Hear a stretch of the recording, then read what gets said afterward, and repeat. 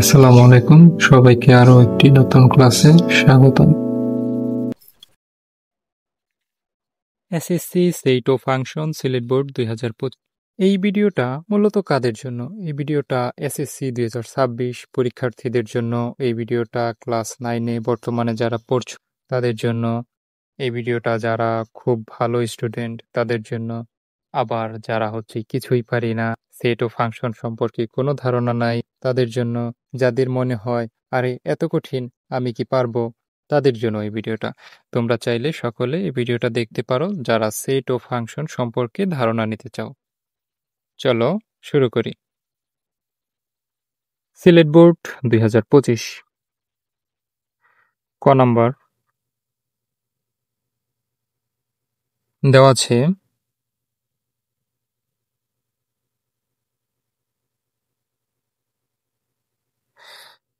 C = A B,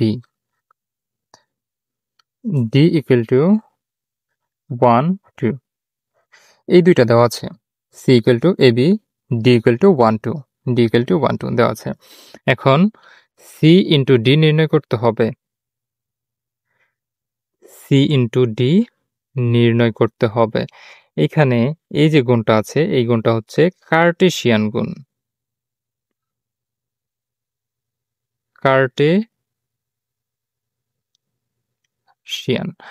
Kardashian গুণ। Kardashian গুণটা কি? কার্টেশিয়ান গুণটা হচ্ছে সি থেকে একটি উপাদান এবং ডি থেকে একটি উপাদান, দুটি উপাদান নিয়ে একটি জোড়া গঠন করা। ধরি এখানে সি থেকে একটি উপাদান হচ্ছে এ এবং ডি থেকে একটি উপাদান হচ্ছে 1। সি থেকে একটি উপাদান এ এবং ডি থেকে একটি উপাদান হচ্ছে 1। এই দুইটা উপাদান নিয়ে যদি একটা জোড়া গঠন করি তাহলে এইটা একটা কার্টেশিয়ান গুণের অংশ। এভাবে আমাদের এখানে দুইটা সংখ্যা আছে, সবগুলো দিয়ে আমাদের জোড়া গঠন করতে হবে। ঠিক আছে, এ দিয়ে আমরা 1 এর সাথে জোড়া গঠন করলাম এবং এ দিয়ে 2 এর সাথে জোড়া গঠন করতে হবে। এ দিয়ে 1 এর সাথে করেছি, এ দিয়ে 2 এর সাথে। ঠিক আছে, এ দিয়ে 1 এর সাথে, এ দিয়ে 2 এর সাথে, দুইটা জোড়া গঠন করলাম। এবার আসো বি দিয়ে। এবার বি দিয়ে জোড়া গঠন করব। বি দিয়ে 1 এর সাথে জোড়া গঠন করব, আবার 2 এর সাথে জোড়া গঠন করব। B1 B2। এই কথাগুলাকে একটু সুন্দরভাবে সাজিয়ে যদি লিখি তাহলে অ্যান্সার চলে আসবে। C into D equal to A1 কমা হচ্ছে A2 কমা B1 কমা B2। তাহলে এটাই হচ্ছে আমাদের কার্টেশিয়ান গুণ C এবং D এর গুণফল। খ নং কোশ্চেনে বলা হয়েছে P অফ A নির্ণয় করো, যেখানে A হচ্ছে একটা সেট। A সেট আগে নির্ণয় করতে হবে, তারপর P অফ A নির্ণয় করতে হবে। A সেট আগে নির্ণয় করতে হবে, তারপর P অফ A নির্ণয় করতে হবে, তারপর দেখাই দিতে হবে যে P অফ A 2n কে সমর্থন করে। P অফ A 2n কে সমর্থন করে। এই যে এখানে বলা হয়েছে P অফ A এর উপাদান সংখ্যা 2n কে সমর্থন করে।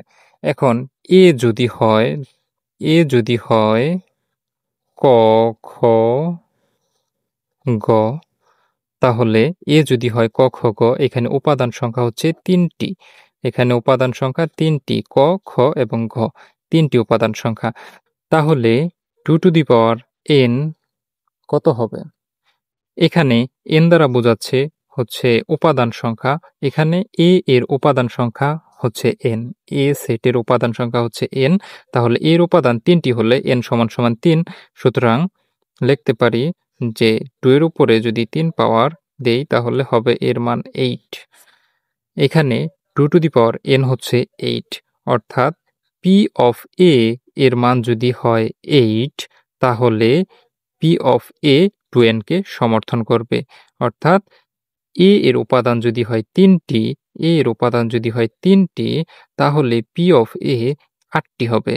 যদি 8টি হয় তবে P অফ A 2n কে সমর্থন করবে। খ খ নাম্বার শুরু করি তাহলে। খ দেওয়া আছে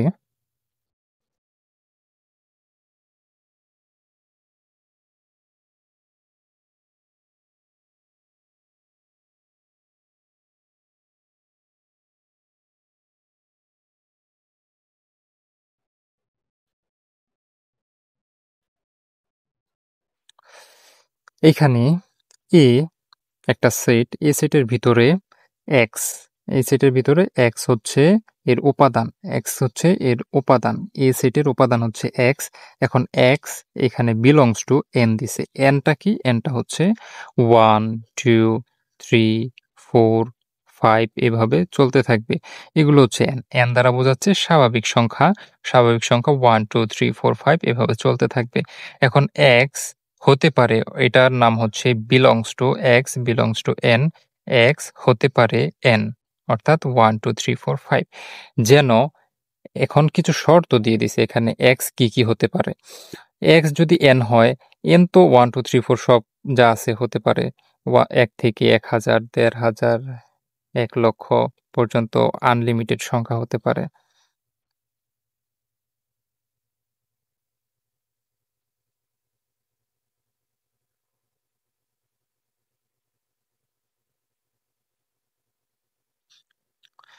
এখানে এ হচ্ছে একটা সেট, এ সেটের ভিতরে এক্স হচ্ছে এর উপাদান, এ সেটের উপাদান হচ্ছে এক্স, এ সেটের, এ সেটের উপাদান হচ্ছে এক্স। এখন এক্স কি কি হতে পারে এগুলো কিছু শর্ত দিয়ে দিছে, এক্স কি কি হতে পারে এগুলোর শর্ত দিয়ে দিছে। এক্স হতে পারে প্রথমত এন, এক্স হতে পারে এন, এনটা কি? এনটা হচ্ছে 1 2 3 4 5। এন হচ্ছে স্বাভাবিক সংখ্যা, এন হচ্ছে স্বাভাবিক সংখ্যা, 1 2 3 4 5 এভাবে চলতেই থাকবে যতক্ষণ পর্যন্ত শেষ না হয়, অর্থাৎ স্বাভাবিক সংখ্যা তুমি যত লিখতে পারো 1 2 3 4 5 এভাবে আনলিমিটেড। এখন এক্স হতে পারে, এটা হচ্ছে বিলংস টু, এটাকে বলে belongs to x, belongs to N, অর্থাৎ এক্স হতে পারে এন। আবার এক্স মৌলিক সংখ্যা, এক্স মৌলিক সংখ্যা, মৌলিক সংখ্যা কি? মৌলিক সংখ্যা হচ্ছে এক এবং ওই সংখ্যা, এক এবং ওই সংখ্যা ছাড়া, এক এবং ওই সংখ্যা ছাড়া যদি অন্য কোনো সংখ্যা দিয়ে ভাগ না যায় তবে সেটা হচ্ছে মৌলিক সংখ্যা। যেমন হচ্ছে 5, 5কে কি কি দ্বারা ভাগ করা যায়? 5কে ভাগ করা যাবে হচ্ছে 1 দিয়ে এবং 5 দিয়ে, এছাড়া কোনো সংখ্যা দিয়ে ভাগ করা যাবে না। আবার 4কে কি কি দ্বারা ভাগ করা যায়? 4কে 1 দিয়ে ভাগ করা যায়, 2 দিয়ে ভাগ করা যায়, আবার 4 দিয়ে ভাগ করা যায়। তার মানে এটা মৌলিক সংখ্যা না। কি বলেছি? বলেছি 1 এবং ওই সংখ্যা ছাড়া যদি অন্য কোনো সংখ্যা দিয়ে ভাগ যায় তবে সেটা মৌলিক সংখ্যা হবে না। তাহলে মৌলিক সংখ্যা কি? মৌলিক সংখ্যা হচ্ছে 1 এবং ওই সংখ্যা ছাড়া যদি অন্য কোনো সংখ্যা দিয়ে ভাগ না করা যায় তবে সেটা হচ্ছে মৌলিক সংখ্যা। আবার আরেকটি শর্ত দিছে এখানে, আরেকটি শর্ত হচ্ছে ১ ১ থেকে বড়, ১ থেকে বড়। ২ মাথা যেদিকে সেটা হচ্ছে বড়। এখানে শর্ত দিছে ১ থেকে বড়, ১ থেকে বড় এবং ৭ থেকে ছোট। এই যে ৭, ৭ থেকে ছোট x হবে। তার মানে কি বলা হলো? এখানে ১ থেকে বড় ২, ৩, ৪, ৫, ৬ এবং ৭ থেকে যেহেতু ছোট, ৭ থেকে ছোট সংখ্যা এগুলা হতে পারে। ৭ থেকে ছোট এগুলা হতে পারে, ১ থেকে বড় এগুলা হতে পারে। ঠিক আছে? তাহলে x কতটুকু হবে? ২ থেকে ৬ পর্যন্ত এর ভিতরে। এখন x হচ্ছে মৌলিক সংখ্যা। এর ভিতরে মৌলিক সংখ্যা কোনগুলো? ২ হচ্ছে মৌলিক সংখ্যা, ৩ হচ্ছে মৌলিক সংখ্যা, ৪ মৌলিক সংখ্যা না, ৫ হচ্ছে মৌলিক সংখ্যা, ৬ মৌলিক সংখ্যা না। তার মানে এ কি, কি? এ হচ্ছে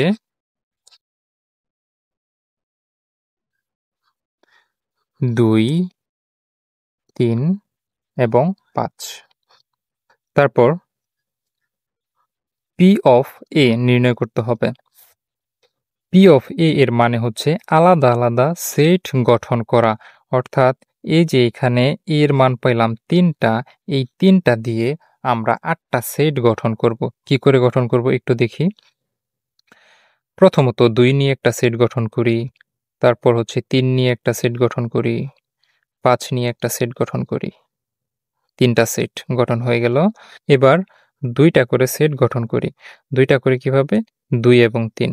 এখানে 2 এবং 3 নিয়ে 2 এবং 3 নিয়ে একটা সেট গঠন করলাম এবং 2 এবং 5 নিয়ে একটা সেট গঠন করি। 2 এবং 5, 2 এবং 5 নিয়ে একটা সেট গঠন করি। 2 এবং 5। এবার 2, 5 শেষ, 2, 3 শেষ। এবার 3 দিয়ে 3, 5 বাকি। 3, 5, 3, 5। একটা একটা করে সংখ্যা ধরব, তারপর শেষ করব। 2 নিয়ে শেষ করলাম, 2 নিয়ে 3 দিলাম, 2 নিয়ে 5 দিলাম, 2 নিয়ে 3 দিলাম, আবার 2 নিয়ে 5 দিলাম। এবার 3 দিয়ে 5 দিলাম, ঠিক আছে? 3 দিয়ে 5 দিলাম। এবার 3 দিয়ে যদি 2 দেই, তাহলে এটা তো আগেই আছে 3 দিয়ে 2। 3 দিয়ে 2 আগে লিখছিলাম, এই যে 3 দিয়ে 2। তার মানে এটার প্রয়োজন নাই। 3 দিয়ে 5 দিলেই হয়ে যাচ্ছে। 3 দিয়ে 5 দিয়েছি। তাহলে এখানে 2টা করে সংখ্যার গঠন হলো 3টা, একটা করে গঠন হলো 3টা। এবার 3টার পালা। 3টা তো একটাই আছে, 2, 3, 5। একটা করে গঠন করলাম, 2টা করে গঠন করলাম, এই যে 3টা গঠন করে দিলাম। কয়টা হইল এখানে? 1, 2, 3, 4, 5, 6। 6টা আর এই একটা 7টা। কিন্তু আমাদের বলছে কয়টা হবে? আমি দেখাইছিলাম যদি 3টা সংখ্যা হয় তাহলে হবে 8টা। 8টা হবে। এখানে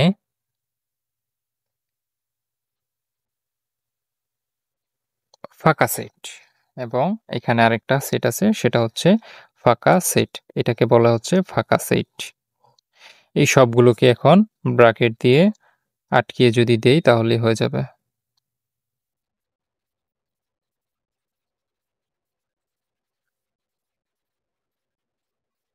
তাহলে এখানে পি অফ এ এর উপাদান সংখ্যা পেলাম 8টি। পি অফ এ এর উপাদান সংখ্যা পেলাম 8টি। এখন আমাদের এটা একটু দেখাই দিতে হবে যে আমরা 8টা পাইছি। এ এর উপাদান হচ্ছে এ এর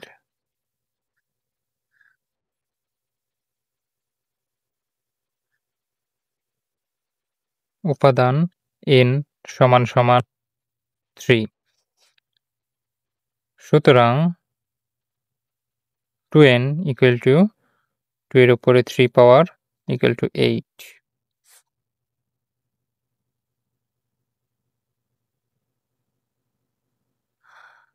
সুতরাং P of A equal to 8 সমান সমান 2n। পি অফ এ এর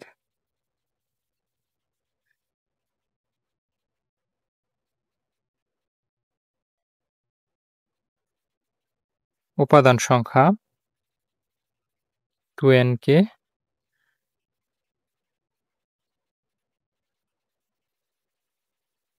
সমর্থন করে। এখানে পি অফ এ 8 বের করেছি আমরা। P of A equal to 8 বের করেছি। পি অফ এ 8 কিভাবে? এই যে দেখো 1টা 2টা 3টা 4টা 5টা 6টা 7টা 8টা ফাঁকা সেট সহ 8টা উপাদান বের করেছি পি অফ এ এর। এর উপাদান হচ্ছে n সমান সমান 3। তাহলে 2 to the power n equal to 8 বের হয়েছে। এখানে 2 এর উপরে পাওয়ার হচ্ছে 3 সমান সমান 8 বের হয়েছে। তাহলে আমরা লিখতে পারি এভাবে যে পি অফ এ সমান সমান 8 সমান সমান 2n। সুতরাং পি অফ এ এর উপাদান সংখ্যা 2n কে সমর্থন করে। এই পর্যন্ত কারা ভিডিওটা দেখেছো কমেন্টে জানাও। প্লাস হচ্ছে কোন জায়গায় বুঝোনি, যদি বুঝতে পেরে থাকো সম্পূর্ণ অঙ্কটা তাহলেও জানাও। এবং ঘ নাম্বার কোশ্চেনের অ্যান্সার পরবর্তী ভিডিওতে পেয়ে যাবা।